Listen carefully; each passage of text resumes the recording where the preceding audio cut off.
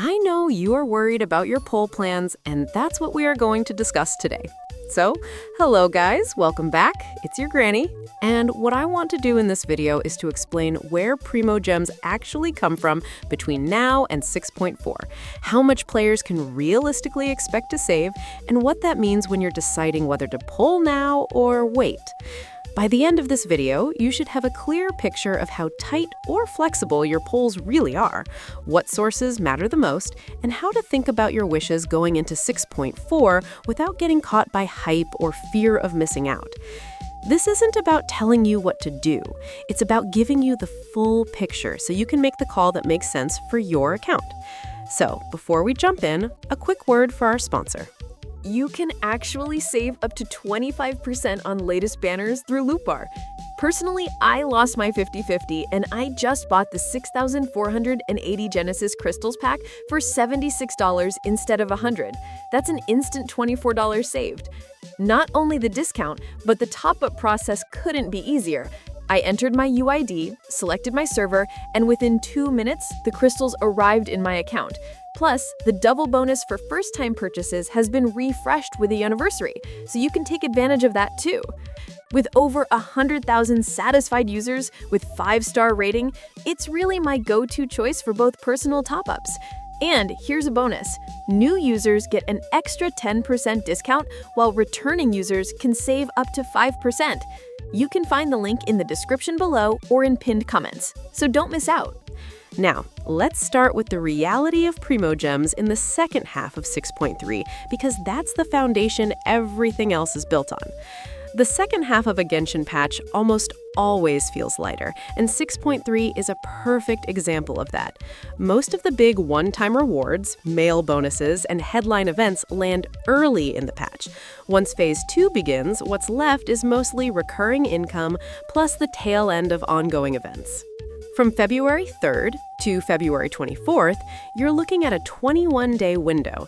That time frame matters because every daily system in Genshin scales directly with days logged in, not with banner hype. Daily commissions are the backbone here. Once you're past adventure rank 12, you're locked into the same rhythm everyone else is. 4 commissions a day, report to Catherine, and you get 60 Primo Gems.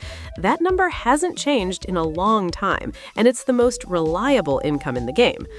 Over 21 days, that adds up to 1,260 Primo Gems. It doesn't feel exciting, but this is the only source that never disappears, never depends on skill, and never depends on events. Then you have Spiral Abyss. This is where the gap between players starts to show. The mid-month reset around February 16th gives up to 800 Primo Gems if you can fully clear floors 9 through 12. That's a meaningful chunk, but it's not universal. Some players will walk away with the full amount, others might get half of it, and some won't touch it at all. Still, for endgame accounts, this reset is the single biggest burst of free Primo Gems in Phase 2, and it's one of the reasons people feel pressure to pull strong characters before the reset hits. Character trials are small, but guaranteed. Every limited banner comes with short test runs, and completing all of them gives 40 Primo Gems total. It's not much, but it's consistent, and it costs nothing but a minute of your time. There's also the daily login rewards tied to short-term campaigns or Hoyo Lab events. These usually give around 60 Primo Gems total if you log in across several days. It's easy to forget these, but they're part of the background income that adds up over time. Now, the biggest remaining event in this period is Lantern Rite. Even though the festival starts earlier in the patch, it doesn't dump all rewards at once.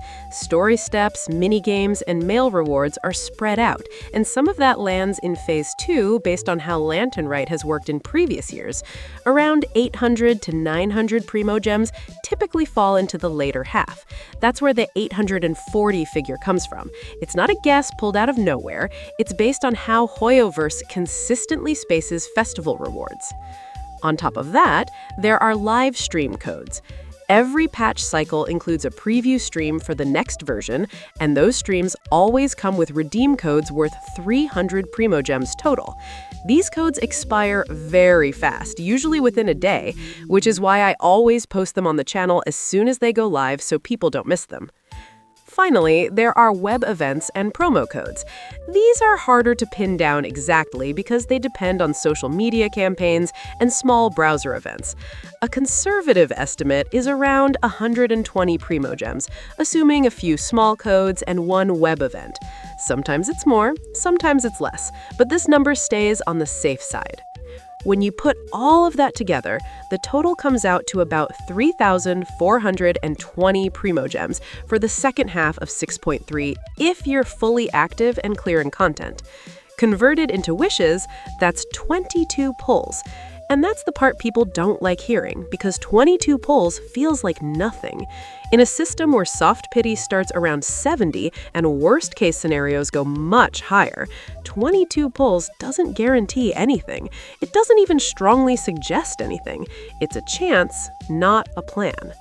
When you add Welkin Moon into the picture, the situation improves, but it doesn't magically fix it. Over 21 days, Welkin adds roughly 1,890 Primogems. That pushes the total into the 30s in terms of pulls. Better, but still nowhere near a guarantee. This is why so many players describe Phase 2 as a saving period rather than a pulling period. The game simply isn't feeding you enough resources to chase multiple things at once. Now, this is where the conversation naturally shifts to 6.4 banners. Version updates in Genshin usually follow a very stable structure.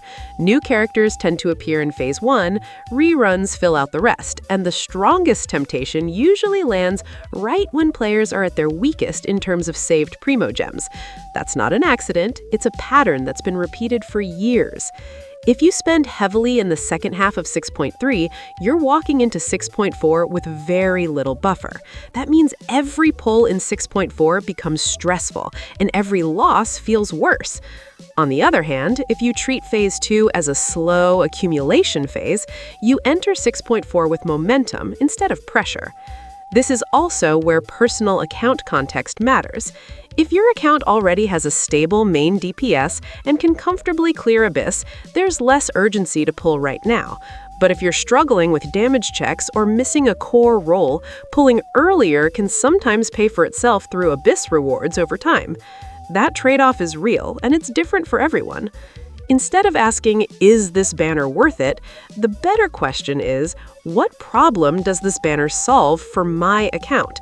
If the answer is none, then saving is usually the correct move, especially with low Primogem income. Another thing worth remembering is that reruns exist for a reason. Characters don't disappear forever, but Primogems do. Once you spend them, they're gone, and rebuilding takes weeks. Historically, players who wait until the start of a new version tend to feel more in control. You have fresh events, fresh exploration, and more opportunities to recover from bad luck. That psychological difference alone is often worth waiting. So that's the real picture going into 6.4. The second half of 6.3 gives you around 21 free pulls if you're fully active, a bit more with Welkin, and that's it. No hidden jackpots, no secret income. What you do with those pulls depends entirely on your account's needs and your tolerance for risk. Well, that's all for today. So, if you want more breakdowns like this, including banner context, pull timing, and realistic expectations instead of hype, consider subscribing. And if you're already thinking about pulling or saving, let me know how you're approaching it, because everyone's account tells a different story. Not to mention, again, giveaway results will be out by 5th, so do participate by commenting down below. Thanks for watching, and I'll see you in the next video. Till then, take care and happy Lantern Rite. Bye!